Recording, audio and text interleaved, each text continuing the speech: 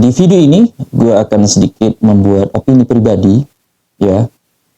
Beberapa waktu kemarin ya, gue melihat ada seseorang yang menuliskan di Facebook, di mana di gambar tersebut ada sebuah tampilan rumah yang sangat-sangat kumuh, tetapi di rumah tersebut isinya adalah Pajero Sport. Lalu seorang tersebut membuat narasi-narasi yang seolah-olah dia tidak menyukai ya. Saya sedikit sependapat bahwa dia bilang ya tidak perlu memaksakan diri untuk terlihat kaya gitu, untuk validasi supaya orang-orang menganggap kita kaya, padahal ya rumah masih seperti itu, lalu bahkan kendaraan yang dia pakai itu masih dalam hutang.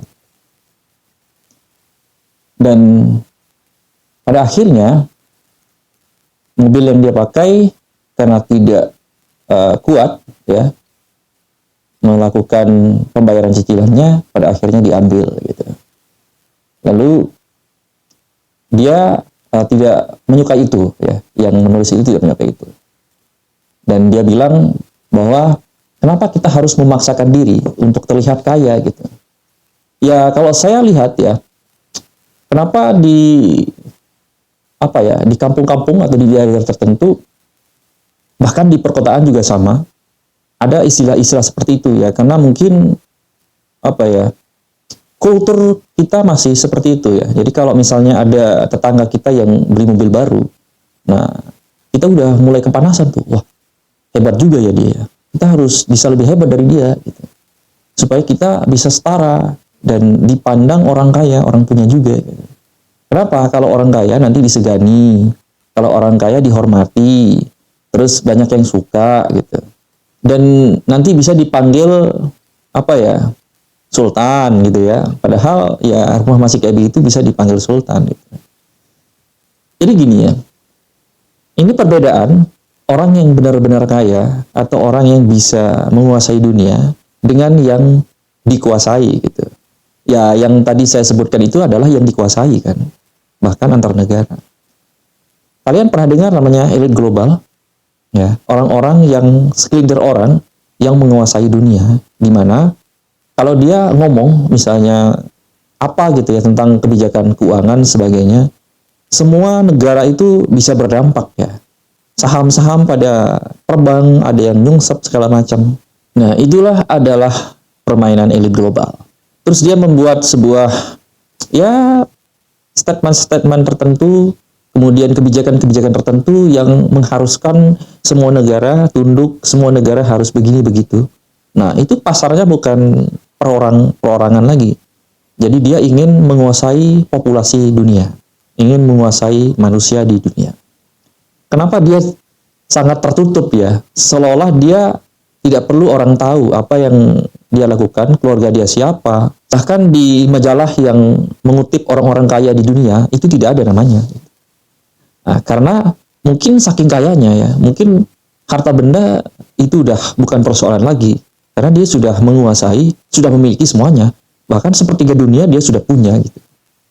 Nah, dia tidak perlu lagi siapa orangnya gitu. Berbeda dengan yang tadi, yang dikuasai gitu, orang-orang kecil yang dikuasai di suatu negara. Dia kepingin banget dianggap orang kaya, mendapat validasi orang kaya supaya disegani, ya, supaya orang semua suka, ya, semua orang tunduk, takut segala macam. Padahal tidak perlu seperti itu gitu. Dan bukan di Indonesia saja ya, di negara-negara luar juga banyak sekali flexing-flexing ya. Flexing-flexing yang menggambarkan orang kaya gitu. Padahal yang kita lihat ya, yang berlebihan itu ya tidak seperti itu ya. Tidak seharusnya seperti itu. Kenapa? Ya kita lihat aja orang-orang yang konglo-konglo yang benar-benar kaya, ya memang beneran naik ya, naik private jet, naik mobil mewah segala macam, tapi ya tidak norak gitu. Biasa aja gitu. Tidak memvalidasi dirinya bahwa saya orang kaya loh gitu. Karena apa gunanya gitu? Apakah bisa menambah kekayaan? Ya mungkin menginfluen orang atau membuat orang jadi tertarik. Misalnya kita punya bisnis apa, ya mungkin bisa saja seperti itu. Tetapi kalau orang ini tidak bisa mengontrol gitu, wah ternyata dia kayanya dari sini, dari sini ya. Saya harus seperti dia. Ya enggak juga. Enggak juga seperti itu. Tetapi ya namanya simbol kekayaan, ya, simbol kesuksesan adalah kaya. Kalau di kampung sudah pasti punya Pajero gitu, punya mobil Avanza, punya ya seenggaknya punya mobil itu di kampung terlihat kaya. Dan pada akhirnya disegani, dihormati, ya banyak orang senang. Kenapa senang? Karena ya kalau kita dekat sama orang kaya nanti dikasih duit gitu. Karena mungkin ya otak-otak mereka ya masih begini, masih minta gitu. Nanti kita dikasih makan, dikasih apa, dikasih ini gitu. Jadi itulah bedanya orang-orang yang pengen divalidasi kaya atau orang hebat dengan orang-orang di luar sana yang menguasai sepertiga dunia, yaitu orang elit global. Ya, mereka tidak mau siapa yang tahu pekerjaannya apa segala macam. Nggak usah ya ada majalah ini untuk memvalidasi dia kaya, orang hebat. Nggak usah lah, itu nggak penting. Yang penting dia harus secret ya, harus bersifat rahasia ya, seperti itu. Bahkan ya orang-orang mau cari informasi tentang dia agak susah. Oke, jadi nggak perlu-perlu amat gitu ya. Oke, nggak perlu-perlu amat. Justru di mata orang-orang kaya, di mata konglo-konglo, malah ini terlihat orang aneh gitu ya. Dia orang kaya baru gitu, baru dapat duit kayaknya. Makanya ya sudahlah, kita maklumi saja. Oke. Oh ya, oke gitu. Kalau orang yang sudah kaya beneran itu biasanya nggak terlalu pusing, nggak terlalu ribet karena semua bisa diselesaikan. Oke, semua bisa diselesaikan. Tapi mengejar kekayaan apakah salah? Sebenarnya tidak. Sebenarnya tidak. Jadi bullshit kalau orang-orang yang bilang ya cukuplah buat makan ya, nggak usah nyari harta banyak-banyak nanti hisapnya susah gitu ya.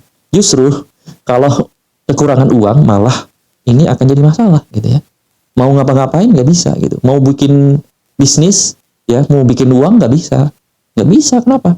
Ya karena semua dikuasai oleh orang-orang tertentu, segelintir orang yang berduit dan yang berani. Ya lihat aja, yang punya mall siapa, yang punya apartemen siapa, yang punya jalan tol siapa. Apakah orang-orang tertentu saja? Iya kan? Yang orang-orang tertentu saja yang benar-benar ya memiliki otak, yang kepingin ya harus kaya. Kenapa? Karena kalau sudah kaya, banyak uang segala macam, itu banyak manfaatnya. Oke? Kalau kita sakit, ya tinggal bawa ke rumah sakit, ada uangnya. Gitu. Tapi kalau nggak ada gimana? Ya ngutang sana sini dulu, pusing lah. Oke? Bye-bye.